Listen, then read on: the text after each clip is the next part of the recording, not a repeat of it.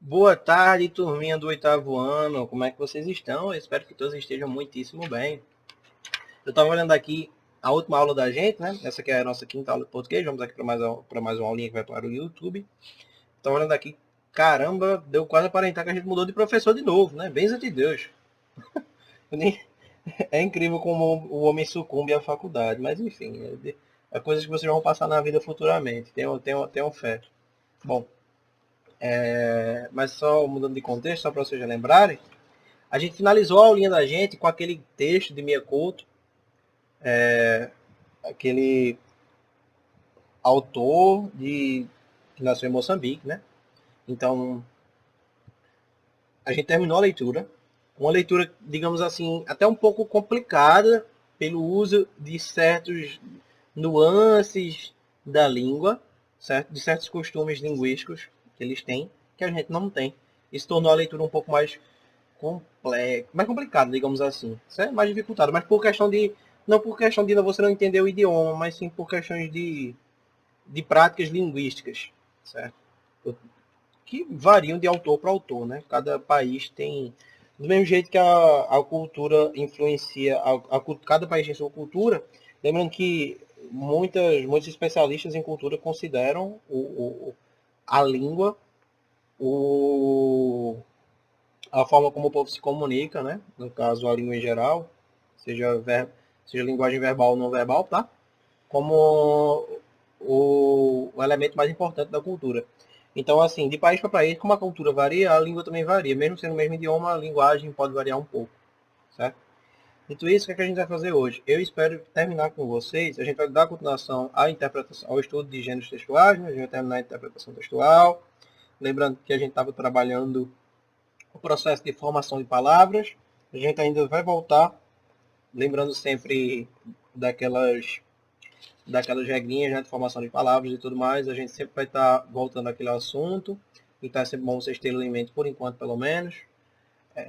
Mas agora a gente vai estar dando uma pausa, entre aspas, digamos assim, na gramática e vai estar trabalhando mais uma questão de interpretação textual com vocês, certo? O meu, a minha intenção, na verdade, é chegar até mais ou menos na página 32 hoje, antes de a gente começar o texto 4, que é um fragmento de um romance, tá bem? Então, essa é a minha intenção para hoje. Dito isso, meus queridos, espero vocês na página 28 para a gente iniciar as atividades. E, mais uma vez, eu espero que se vocês não lembrem, caso vocês não lembrem do texto, eu espero que vocês ou vão lá no vídeo acompanhar a leitura, certo? Ou leiam por si sós, mas releiam para fazer esses questionamentos aí com a cabecinha fresca, certo? Dito isso, partiu, transição, vamos embora. Espero vocês, página 28, ok? Vamos lá.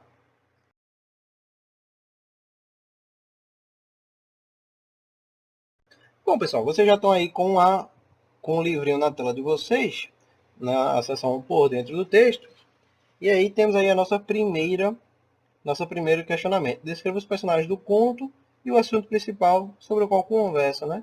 Bom, aí vocês separam, né? Aparentemente, só há dois personagens, né? Aparentemente. Aí vocês vão retratando quem são esses dois, dão uma ênfase de quem é quem e explicam o contexto que se dá a história, certo? Ah, aconteceu, eles estavam falando disso, disso, daquilo, o assunto principal era esse, aquilo, vocês dão o contexto. Segundo, em que lugar ocorre o diálogo entre esses personagens? Tá? Essa pergunta aí é relacionada ao espaço físico. Aconteceu aonde? Aconteceu num parque? Aconteceu na varanda de um prédio? Certo? Vocês transcrevam isso aí. A resposta curtinha. Elas têm a mesma. Elas, no caso, as pessoas, tá? Elas têm a mesma opinião sobre o assunto principal que está sendo tratado. Aí fica o questionamento, né? Se. Lembrando que um tinha uma opinião sobre uma coisa, a outra tinha outra, e assim vai, tá? Elas discordam, mas aí eu quero que vocês não digam só que elas discordam, vocês vão explicar porque elas discordam. Ah, esse acredita que isso e isso, e aquele acredita. Não precisa nem explicar o porquê eles discordam, mas expliquem o que cada um acredita. Esse acredita que a chuva era isso, isso e isso. O outro acreditava que a chuva era isso, isso e isso. Pronto. É isso que vocês vão fazer nessa questão. Bom. Quarto, transcreva apenas a alternativa que melhor exprime a opinião da personagem Tristereza sobre a chuva. Certo? Ao invés as frases, vocês vão escolher aí, certo? A chuva era um castigo dos deuses, assim como o período de estio que o povo havia enfrentado. Letra B. A chuva serviria para limpar o povo de qualquer pecado e excesso que houvesse cometido durante o período de guerra. Letra C. A chuva estava lavando a terra do triste passado de guerra. Fica aí para vocês o questionamento. Quem leu vai entender qual é o posicionamento da tia Tristereza. Sim, o nome dela é esse mesmo, tia Tristereza. Releia o trecho a seguir, extraído do conto lido. A gente se indaguava. Será que ainda podemos começar? Será que a alegria ainda tem cabimento? A alegria que os personagens experimentam se refere somente à chuva que cai após o período de seca? Fica o questionamento, né? Porque assim, a chuva caiu e o país estava em seca. Esse é o contexto que o texto dá a vocês. Mas o que aconteceu após isso? Foi só isso? Só começou a chover? Não. Teve algo a mais e aí que causou um certo alívio nos dois personagens, certo?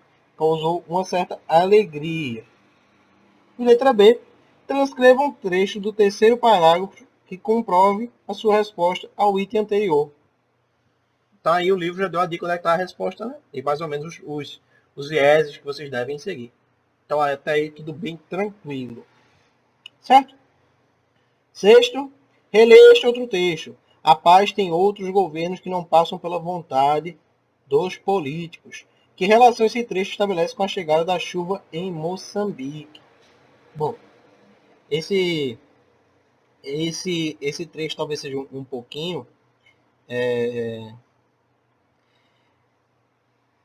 digamos assim, esse trecho pode ser um pouquinho mais complexo para vocês. Eu vou tentar explicar aqui para vocês. Então não, vou explicar na verdade. Quando ele quis dizer que a paz tem outros governos que não passam pela vontade dos políticos, o país está em guerra, certo? A guerra ocorre por vários motivos, muitas vezes motivos políticos. Muitas vezes. Tem pelo menos um tom político, pelo menos um elemento político aí em guerras, certo? De modo geral.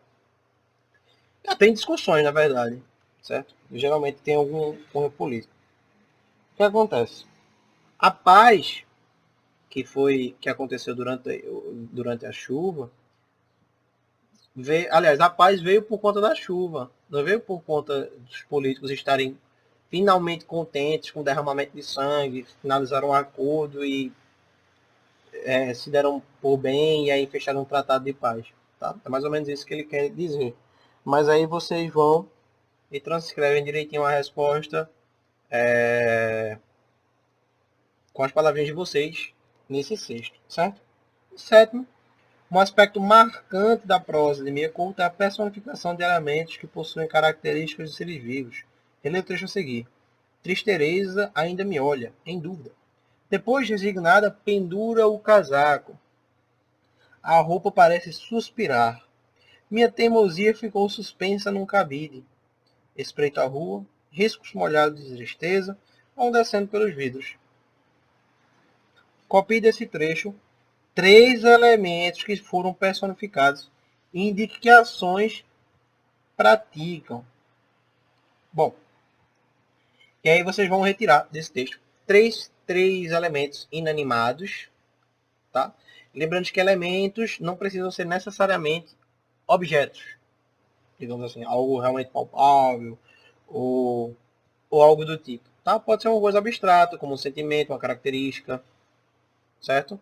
É um elemento que não tem, que foi personificado, que não dá para você tocar, por exemplo. Eu vou dar meio que uma resposta, talvez seja mais complicado. Por exemplo, a teimosia, ficar suspensa no cabide, não tem como a gente pegar a teimosia e colocar no cabide, né, pessoal? Então, fica bem claro que ela foi personificada. E a gente dá esse nome personificação quando a gente atribui características humanas ou de serem palpáveis a objetos abstratos ou inanimados.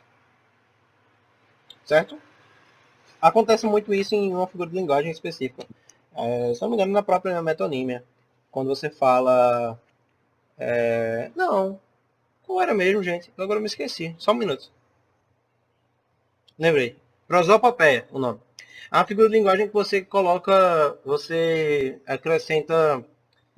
que você dá características humanas a objetos animados. Por exemplo, pé de mesa, pé de moleque, enfim, entre outros. Nome bonitinho, né? Prosopopeia. Tem um nome mais fácil também. Isso pode ser chamado de personificação. É bem mais simples, né?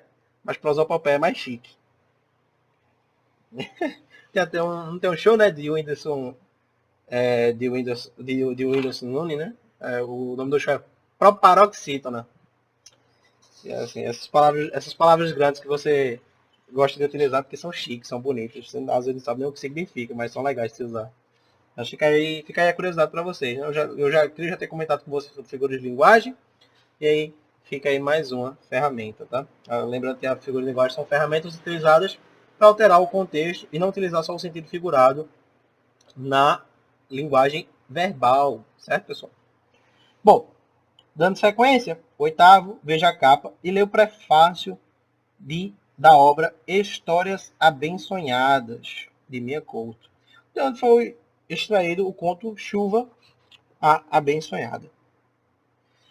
Estas histórias foram escritas depois da guerra, lembrando que história pode ser tanto escrita dessa maneira como história com HI, tá, pessoal?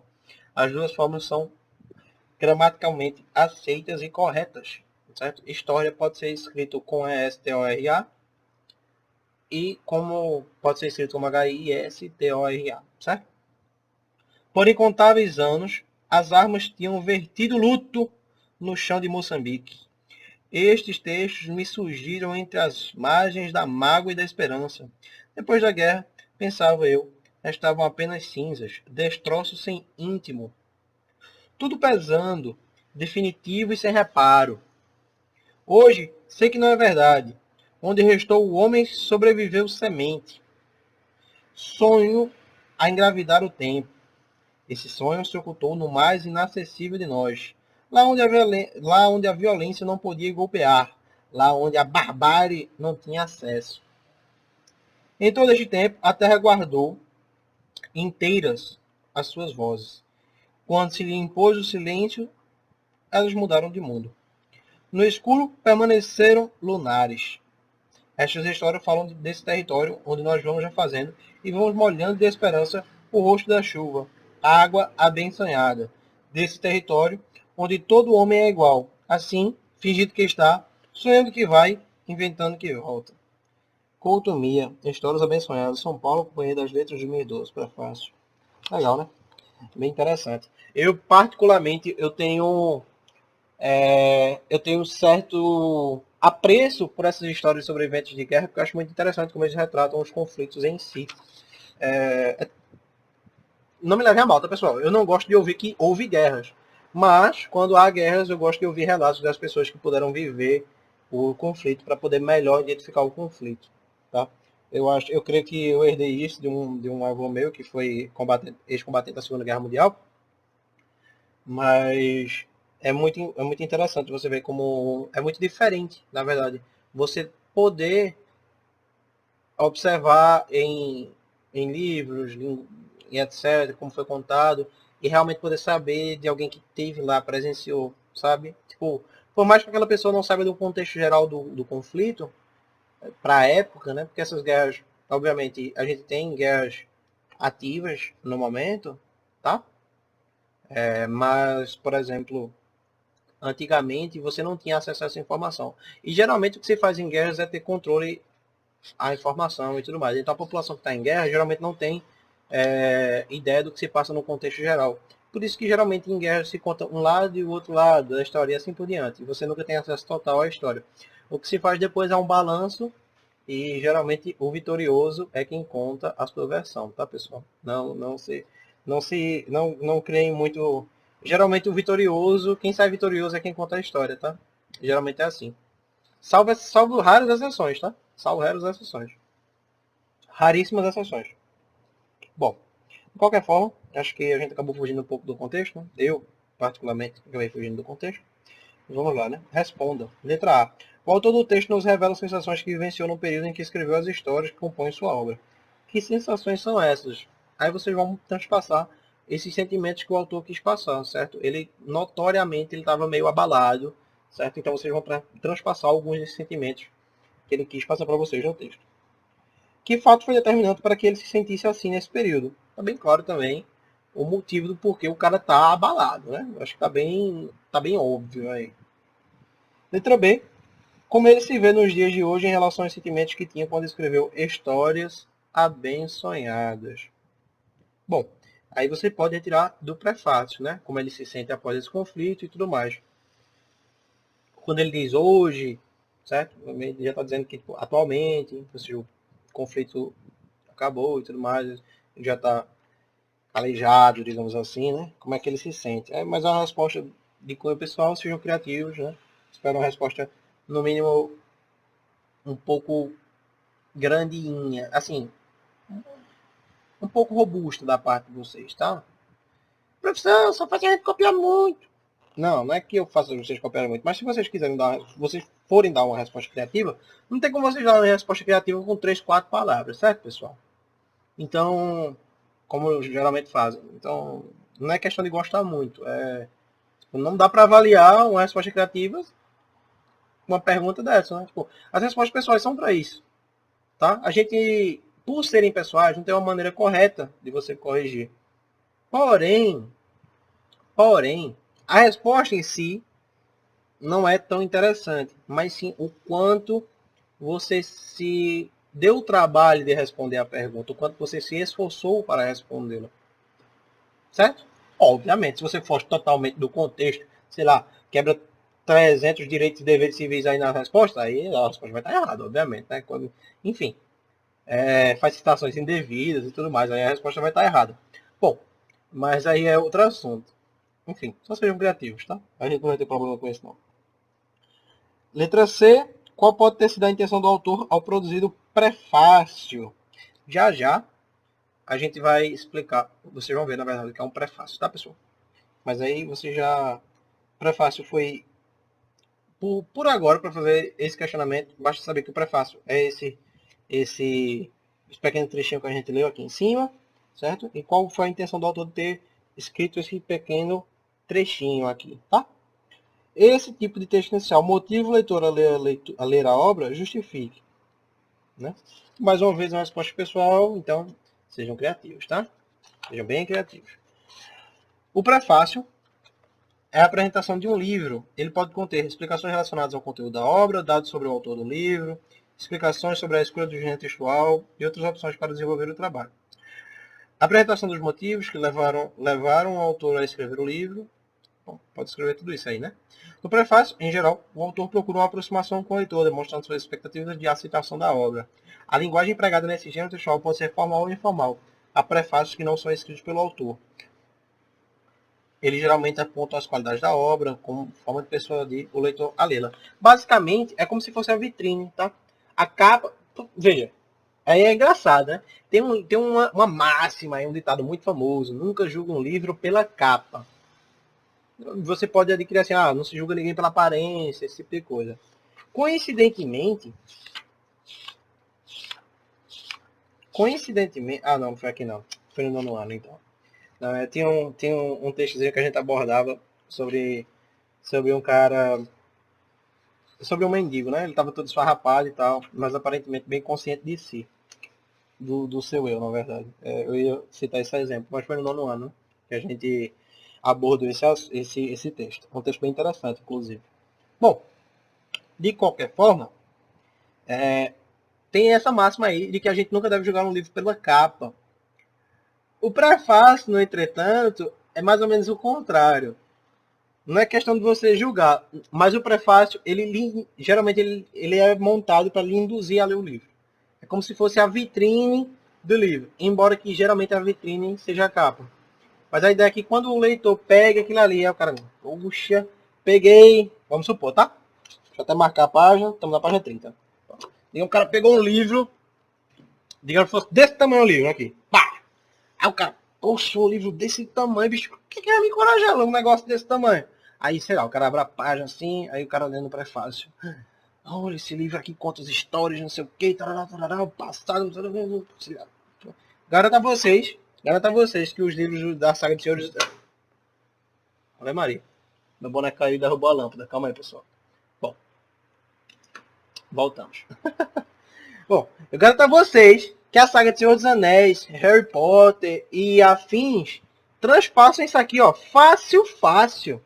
Sem sombra de dúvidas, essa grossura do livro todo aqui, tá? Então, como é que você conquista pessoas, induz essas pessoas a lerem esses livros? Geralmente com um prefácio, tá? E aí, o primeiro lê, depois vai se tornando uma opinião e tudo mais, vai passando para o outro, ó, gostei muito, etc. No caso do Senhor dos Anéis e Harry Potter acaba virando livro, filme, né? Mas enfim, geralmente o prefácio dá essa ideia para atrair o leitor, né? Dar aquele gostinho, aquela amostra grátis, digamos assim, do conteúdo, certo? Releia o título e o fragmento do primeiro parágrafo do conto. E aí a gente vai mais uma vez, lembrando que... não, já terminou, né? Tá. Agora a gente vai para a parte de linguagem do texto, né? E aí a gente vai ler esse trechinho agora. Chuva, abençoada. Estou sentado junto da janela olhando a chuva que cai há 3 dias. Que saudade de me fazer um molhado tintinar do chuvisco. Há quantos anos não chovia assim? De tanto durar, a seca foi emudecendo a nossa miséria. O céu olhava o sucessivo falecimento da terra, e em espelho se via morrer. A gente se indaguava. Será que ainda podemos recomeçar? Será que a alegria ainda tem cabimento? As palavras destacadas podem ser localizadas no dicionário? E aí? Procurem aí. Eu vou dar um tempinho para vocês procurarem aí. Isso responde se pode ou não. Mas eu já adianto a vocês que a resposta é bem curta, tá, pessoal? Para vocês não perderem muito tempo aí. Observando o contexto, é possível definir o significado de tintinar. Explico qual é. Bom, e aí, lembrando daquele processo de formação de palavras que a gente trabalhou, que vocês, pessoal, não esqueça que a gente vai eventualmente voltar a eles, vai recair em um daqueles ali. Quando, particularmente, naquela categoria, que eu não sei se vocês lembram, chamada neologismo, que é quando você sente uma falta, uma lacuna, para expressar aquele sentimento, exatamente aquele sentimento, certo? Você consegue adivinhar o porquê? O que esse termo quer passar? Porque ele passa uma ideia de onomatopeia misturado com um verbo, certo? A onomatopeia, lembrando para vocês, é aquela figura de linguagem que representa um som, por exemplo, vrum, é um som de um carro, bebi, o som da buzina, um fom, é uma buzina também, enfim, aquele z, exprime dormir, se bem que esse aí não é onomatopeia, né, mas é outra, na verdade. Mas tudo que for relacionado a som é uma onomatopeia. Nesse caso, ele mais ou menos seria uma mistura de onomatopeia, porque quando a chuva vai caindo, ela vem tim, tim, tim, tim.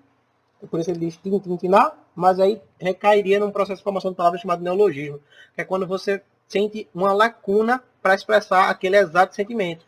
Aí você cria uma nova terminação. É por isso que esses termos não podem ser encontrados no dicionário, certo, pessoal? Apesar que tem muitas palavras que depois de muitos se utilizarem, começam assim, tipo, falta o termo exato para expressar esse sentimento e depois de muito utilizado, meio que se vira padrão e acaba indo para o dicionário. É raro, não é muito fácil de acontecer não, mas acontece. Pode acontecer sim. Bom, de qualquer forma, vamos à sequência, né? Letra C.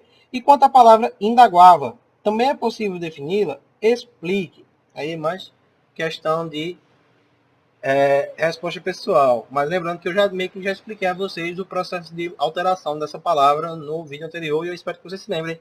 Não vou dar a resposta dessa vez porque eu faço questão de vocês irem lá procurar. Letra D. A palavra abençonhada também é uma criação do autor. Como essa palavra foi formada? Ué, vocês podem lembrar de um daqueles processos de formação de palavras e vocês podem dizer assim, olha, se parece muito se parece muito com...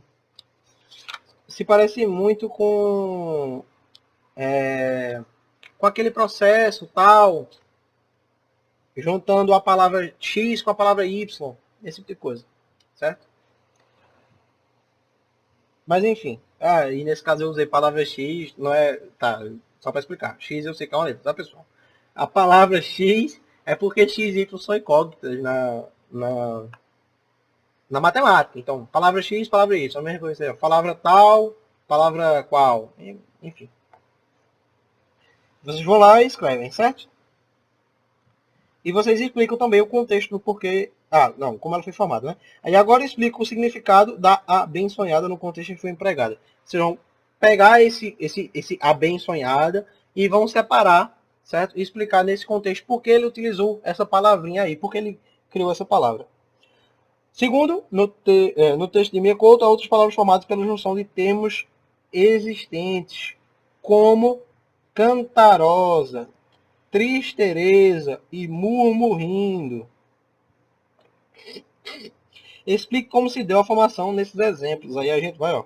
Alguns escritores são reconhecidos pela inovação quanto ao uso da linguagem. Uma das características dos textos de Miyakoto é a utilização de neologismos, exatamente como eu havia comentado com vocês. Foi aquela regrinha lá que a gente trabalhou naquela atividade que vocês choraram bastante para escrever.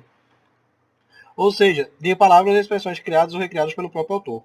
O autor moçambicano já revelou ter como inspiração o grande autor brasileiro Guimarães Rosa. Incrível esse autor, tá? Cujas obras são muito reconhecidas pelo uso desse mesmo recurso. Uma maneira possível de atribuir significado aos neologismos é observar sua forma de construção. Geralmente, o novo termo relaciona-se a alguma palavra já existente na língua portuguesa. Exatamente. Aí vocês choram, né, professor, porque o senhor fez a gente copiar tanto? Aí tá aí o motivo, né? Se fosse só esse trechinho aqui, vocês nunca que entendeu que era um neologismo. Então, né? Pode ter uma coisinha na cabeça de vocês, pessoal. Eu não quero que vocês tenham uma visão romântica, tá? Eu vou parecer um professor bem metódico, assim, bem pragmático e chato nesse sentido. Mas eu tenho um professor na faculdade. Lá vem o professor novo com as histórias da faculdade dele. Mais ou menos isso mesmo. Eu tenho um professor na faculdade que nunca foi meu professor no papel, mas me ensinou muito. Quiçá o homem mais inteligente que eu conheci. E ele me falou uma vez assim: olha, coloque na cabeça o seguinte: aprender dói. Primeiro passo, aprender dói. Segundo, dói muito. E terceiro, por muito tempo. Ele sempre diz isso, é um tremendo educador. É fantástico. Professor, você está dizendo isso, quer desestimular a gente a estudar? Não, pelo contrário. Eu quero dizer a vocês que não vai ser uma coisa fácil, aprender nunca é uma coisa fácil. Tá? E acostume com essa, entre aspas, dor. E que ela seja constante durante a vida de vocês.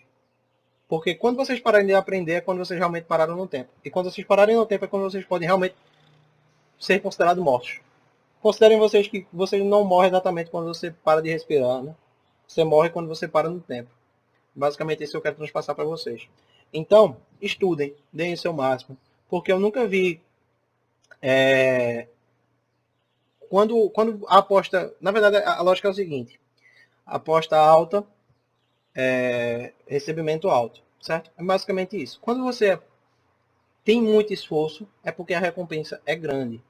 Não seria tão fácil achar... se os diamantes fossem fáceis de achar, de se fazer, não seriam tão raros, né? Tão valiosos. Mais ou menos isso que acontece. E aí você pode até querer transpassar para um contexto aí mais bodybuilding, né? Ou mais que os jovens gostam aí dos contextos de academia. No pain, no gain, né? Sem dor, sem valor, é mais ou menos isso. Então, quando vocês param de aprender, param de se acostumar com essa dor, é quando vocês realmente param no tempo. Então, nunca parem no tempo, tá, pessoal? Tentem sempre estar evoluindo nesse sentido. É por isso que eu fico muito triste quando vocês choram porque eu faço vocês copiarem 3, 4 folhinhas. Enfim, acostumem-se com isso. Vocês são jovens. Esse processo ainda vai durar muito tempo na vida de vocês. Quanto mais rápido vocês se derem desse processo e vocês se adaptarem a ele, mais fácil vai ser a vida de vocês e mais tranquila vai ser. Aprender nunca vai ser fácil, tá? Mas vocês podem se acostumar a aprender. E aí sim a vida de vocês vai se tornar mais fácil. Tá? Levem isso como conselho para a vida de vocês. tem nada a ver com a língua portuguesa exatamente, não. Tá? Mas enfim. Dando sequência, observe a palavra em destaque neste trecho do conto, lembrando que estamos no terceiro. Talvez por pertencer mais ao mundo, Triste Teresa não sinta, como eu, a atração de sair. Letra A. Em qual das frases a seguir a palavra atração apresenta o mesmo sentido em que foi empregado no trecho acima? Justifique sua resposta. Frase número 1. A atração principal do circo era o mágico estrangeiro. Atração número 2. As crianças sentem atração por zoológico porque gostam de mais. Atração número 3. A atração de participar da festa me deixava ansioso e inquieto. Bom, aí vocês vão indicar aí qual a alternativa e o porquê, o sentido, certo? Letra B. Escolha dentre as palavras a seguir aquela que corresponde ao sentido do termo atração no trecho, certo? Vamos lá. Alternativa 1, espetáculo. Alternativa 2, distração. Alternativa 3, divertimento. Alternativa 4, vontade. Então, vocês vão escolher aí qual se dá mais no sentido que a palavra atração foi empregada, certo? Qual mais corresponde. Muitas palavras da língua portuguesa apresentam mais de um significado, e por isso que só é possível compreender o sentido delas na situação de comunicação em que estão sendo empregadas. Damos o nome disso de polissemia, a variedade de sentidos que uma palavra pode ter. Exatamente. Tem palavras que significam uma coisa dependendo do contexto. Você tem que entender o contexto para definir o que aquela palavra pode ou não significar. Sentido, a própria atração é uma delas, né? Ponto é uma delas, já pararam para pensar? Ponto de ônibus, ponto final, ponto de interrogação. Você tem um ponto, você tem um ponto da questão, você tem um ponto na prova. Notaram? Tem várias palavras que têm vários sentidos e que você empregar significado delas depende do contexto. O contexto é muito importante. Releia mais este trecho do conto Chuva Abençoada. Mas dentro de mim persiste uma desconfiança. Esta chuva, minha tia, não será prolongadamente demasiada? Não será que a calamidade do estio se seguirá à punição das cheias? Leia a seguir as acepções do verbete punição. Bom, lembrando a vocês, a gente estudou sim o que era um verbete, não foi? No filme de Adriana Falcão. Verbete judiciário são aqueles trechinhos que indicam um significado sobre determinado contexto e etc. Certo? Bom, seguir as acepções de verbete e punição. Punição, subjetivo feminino, ato ou efeito de punir. Acepção 1. Qualquer forma de castigo que se impõe a alguém, geralmente uma criança, por falta cometida. Punição demasiado severa não educa. Acepções são esses 1, 2, 3, tá, pessoal? São acepções do dicionário. São cada contexto, digamos assim, que pode ser empregado. Pena determinada por um juiz a quem cometeu um crime. Exemplo, o juiz pode determinar como punições severas sentenças alternativas. E o terceiro, sentido figurado, algo penoso ou desagradável que alguém é obrigado a suportar. Ir às compras com a esposa é uma punição para ele. Temos aí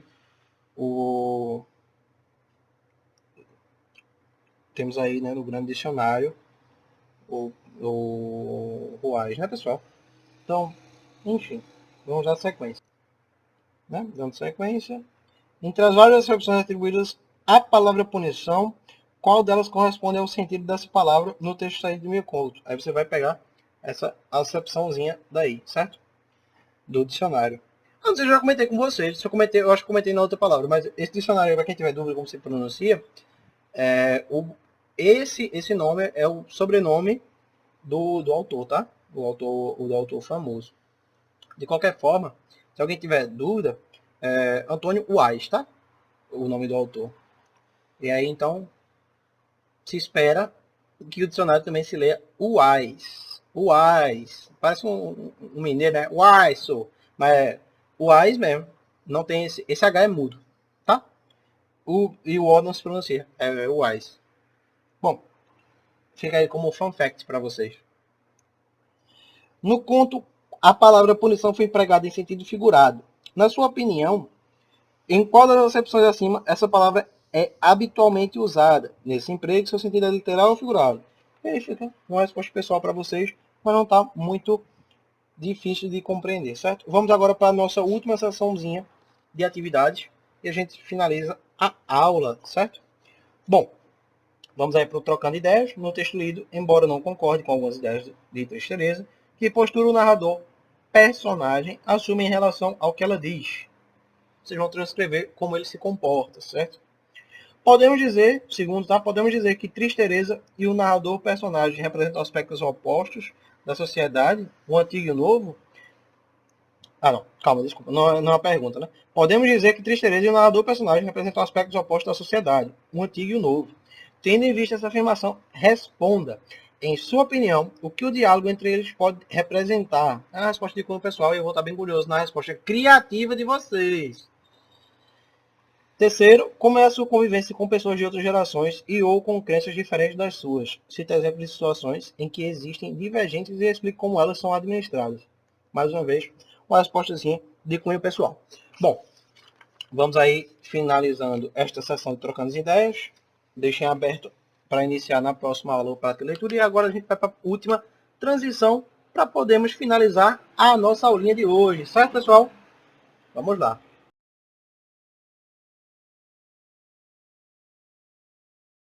Pronto, transição feita.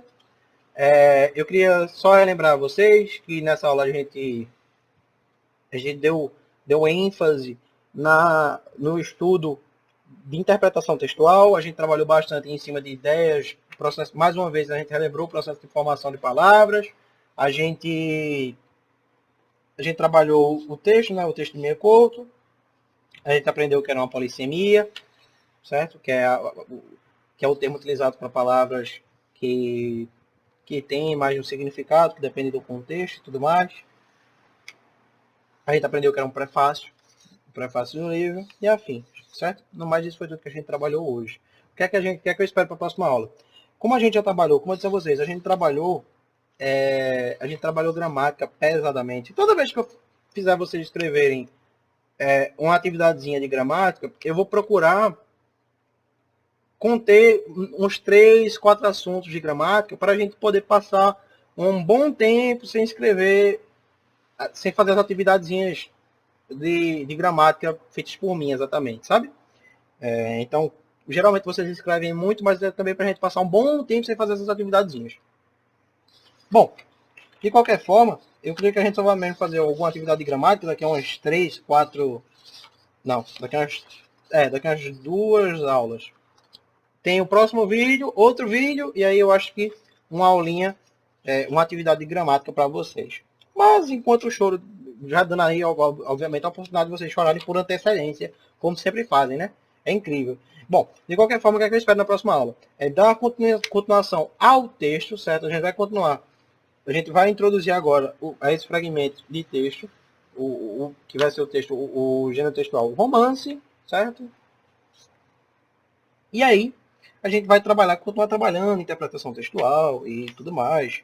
Vocês vão ver mais alguns aspectos da linguagem, por exemplo, os de gírias e tudo mais, e algumas aplicações na fala e etc, certo?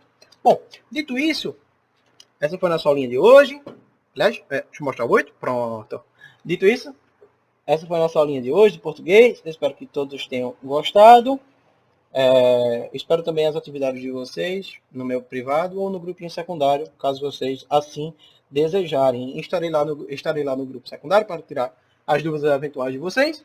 E no mais é isso. Fique com Deus e ótimos estudos, pessoal. Até a próxima, tá? Um grande abraço.